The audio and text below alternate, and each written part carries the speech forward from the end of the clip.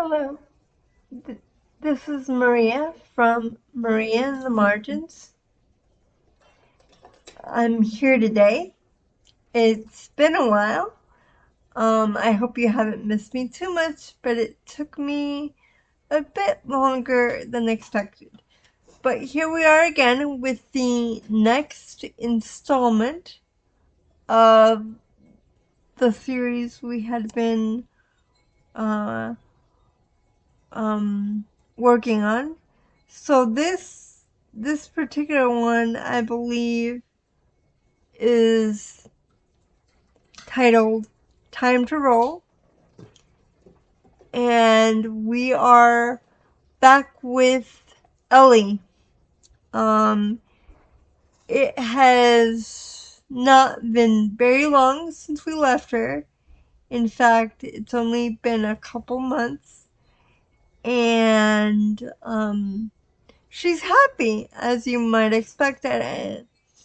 So, to recap, in the last book, her mother got married to, or got at least together with her PE coach, whose name I don't recall at the moment, but they were doing well. And so in this book, we open with a wedding, which is really nice. And Ellie is being Ellie in that she is a bit uncomfortable. She doesn't like dressy, sort of showy, formal situations because she doesn't feel like she fits in. And I can relate, especially when I was younger. Um, Even a little bit like now. It's not my favorite thing to do, but you grow, you learn. But from a perspective of like a 13-year-old, they pretty much hit it on the mark.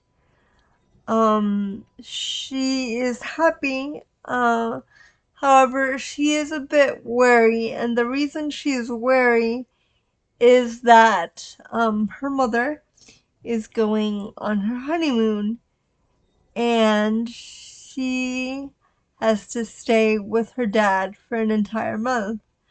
Now, I don't know if our audience remembers, but her relationship with her father is really not all that good. He's very doesn't know what to do with her, makes her feel awkward, um makes her feel nervous. There is no contact. There is some level of affection because it is her father, but this is also the man who walked out when they found out about her disability. So there's that. Um so there's tension there. And she's gonna have to spend a whole month, and it's the first time she's been away from her mother. And so it's a big change, and she's willing to do it, if only because she realizes her mother. I will give credit to the writers. She's a bit more mature in that she realizes her mother needs space because it's the honeymoon. But so that's our setup basically. And so as the book progresses, um, things don't start off all that well. They're pretty rocky, and she feels very awkward. She locks herself in the kitchen and starts baking nonstop because that's the only place she feels comfortable. So her friend Coralie um tells her, "Why don't you come with me and I'll sign up for the uh, Miss Oklahoma beauty pageant, and you can just come with me." Now, what ends up happening is that her, when they go to sign up, and all three of them go together because Bert's along for the ride, the person in charge becomes extremely interested in that Ellie participate as well. And it is not very subtly hinted at that the reason she's interested in this is basically to fill a quota. We need the inclusivity quota, and so she's really pushing hard. And Coralie uh, is very supportive at first, but it is because she wants to get in the good graces of the coordinator, and so she's like, it'll be fun, I'll help you. And so Ellie kind of reluctantly, or I should say very reluctantly, accepts because she realizes that Coralie's impetus for the pageant is actually to be able to see her mother, because it turns out that the pageant will be held close enough to a place where the mother has to go for a court date. Readers know that the relationship between Coralie and her mother is very rocky, almost non-existent, because she's a absentee parent, to put it lightly. And so Ellie bites the bullet, says yes to the pageant, and so it's the process of her opening up a little bit to new experiences, but it's also her placing herself in what I would term uncomfortable situations for her, because the people want the inclusivity, but they don't take into account like the necessity for ramps and the fact that there can't be choreography or else it's difficult for the person.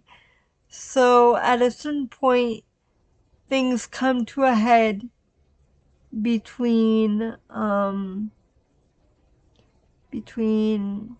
Ellie and Coralie, because Coralie starts to realize that in Ellie's case, Ellie's trying her best.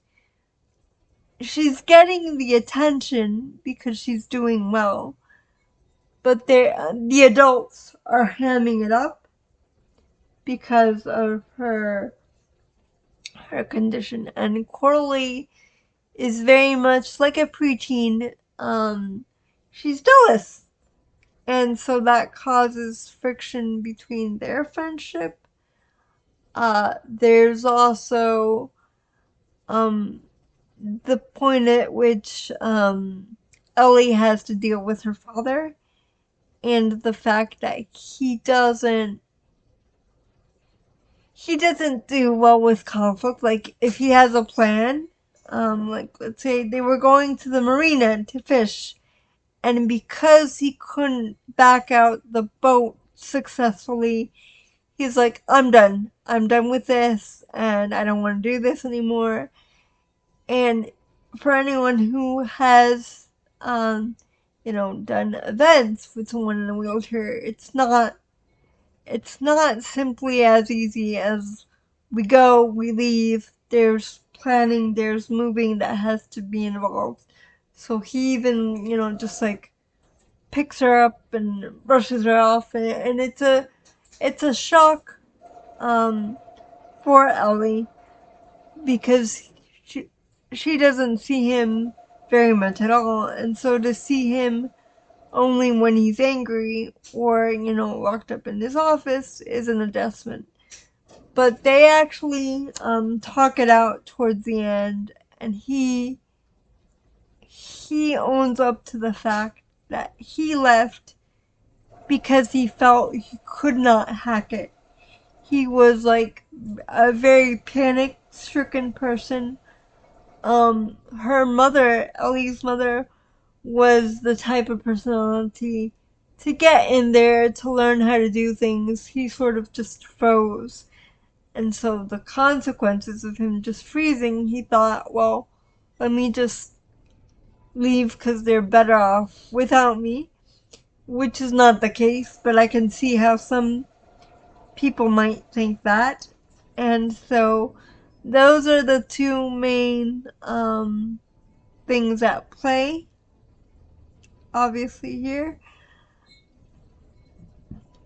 There is a lovely minor character who is added to the friends group. And she's a pageant contestant. I think her name is Alice, if I'm not mistaken. It might be Alice. It's been a while, so bear with me. But she is there because she wants to practice for the spelling bee, and the best way she can think to get the practice in front of an audience is to join the pageant. So she's picked up on the fact that the pageant is on its last legs. It's very antiquated in what it's trying to promote. But it's a fun little tidbit for them, and also to add to their foursome, and also to give like a companion to Bert, which I honestly thought was going to end up with Ellie, and I thought it would have been a sweet pairing given that he is like, it's not confirmed, but I thought it was alluded to him being on the spectrum, and not to say that all handicapped people have to end up together. That's not what I mean to say. It's just they had built a nice rapport in the previous books, and they sort of did away with that, made him more of a friend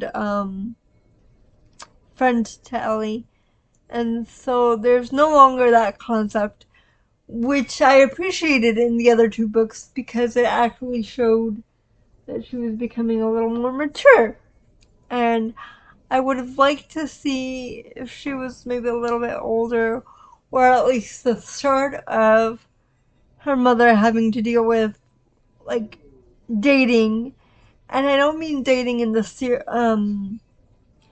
not super serious, but going to the movies, having popcorn, holding hands type of dating. But the author decided not to go that route, which I think is a loss, given that it was the start of puberty. And, well, no, she's well into puberty. She's like 13 at this point. But, it was an opportunity that was there, that was hinted at, and then I guess she decided not to do anything with it, which is a shame. Um, and that's it for the book. If I sound less enthusiastic, it's partly because I'm a bit under the weather. Nothing to worry about, but it is also a product that I think this is directed to a younger audience, and I understand that. I saw value in highlighting this book because it represented experience well, like it depicted them well. But I can see that it being a younger audience sort of limited what the author could reasonably do. I still think it's worth a look. Still happy for the representation, but that is what we have. I would, recommend a look in, but keep in mind it's meant for younger readers.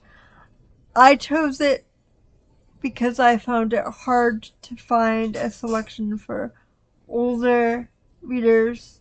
It's very there is some representation, but not as much as I would like there to be, which is the whole purpose of this podcast. To shine a light on what there is so that there's hopefully more in the future. Until next time, enjoy your read.